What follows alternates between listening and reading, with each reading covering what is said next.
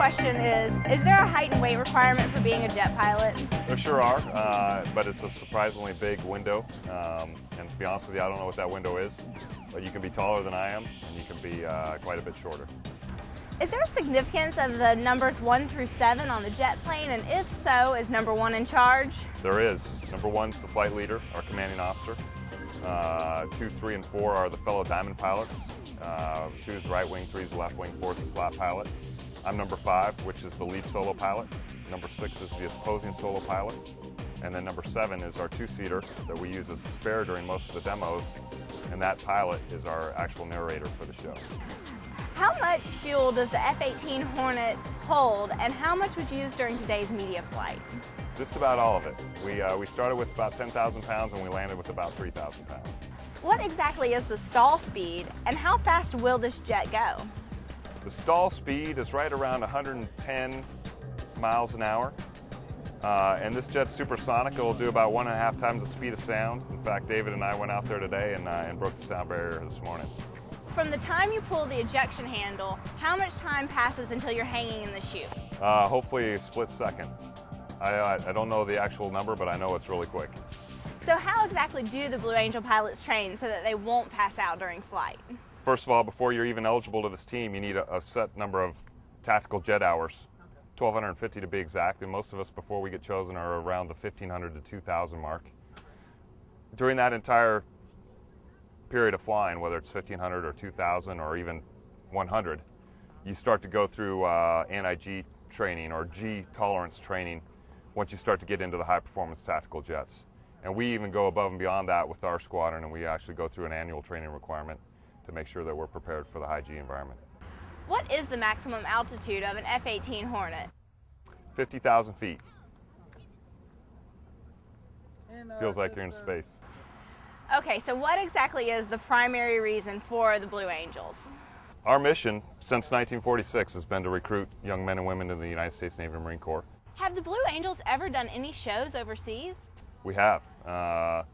We just got through doing one in Canada, not overseas, but certainly out of the country.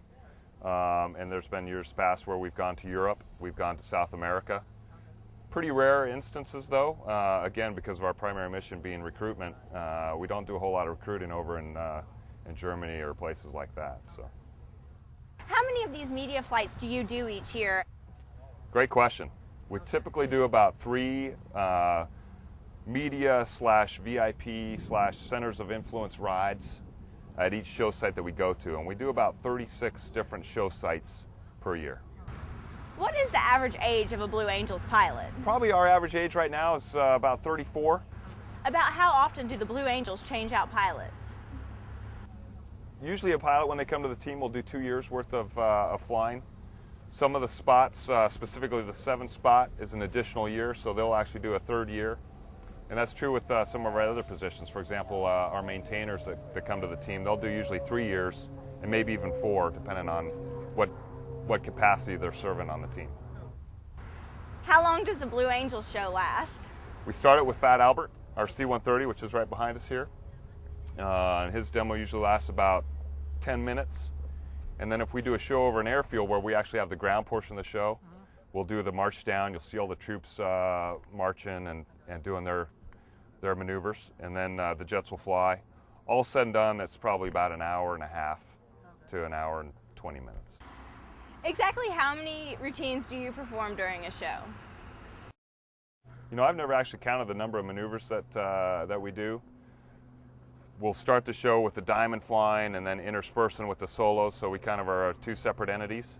And then towards the end of the show, we all join up and do our 6-plane formation, or what we call the Delta formation flying. And like I said, you know, once the jets start flying, out of that hour and a half or so, we're probably about 50 minutes worth of a performance. And is there any special training for the maintenance crew? There is, yeah. These guys are the best, but they still require a little training to come here and learn the Blue Angel way of doing business.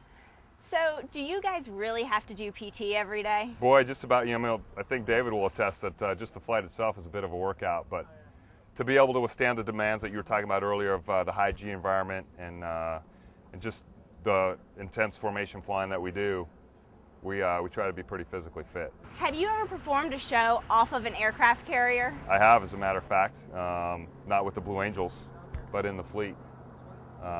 Usually aircraft carriers aren't designed for air shows, but occasionally we'll put on a show of force or a power projection demonstration, and sometimes that's done right at or over the carrier. Last but not least, in your opinion, what positive impact do you think that the Blue Angels have on the Pensacola community? Specifically with this weekend, it's really fun to be able to go out and, number one, be at home for a week, but number two, be able to fly right over our home turf and hopefully give something back to the community that supports us so well when we're here in Pensacola.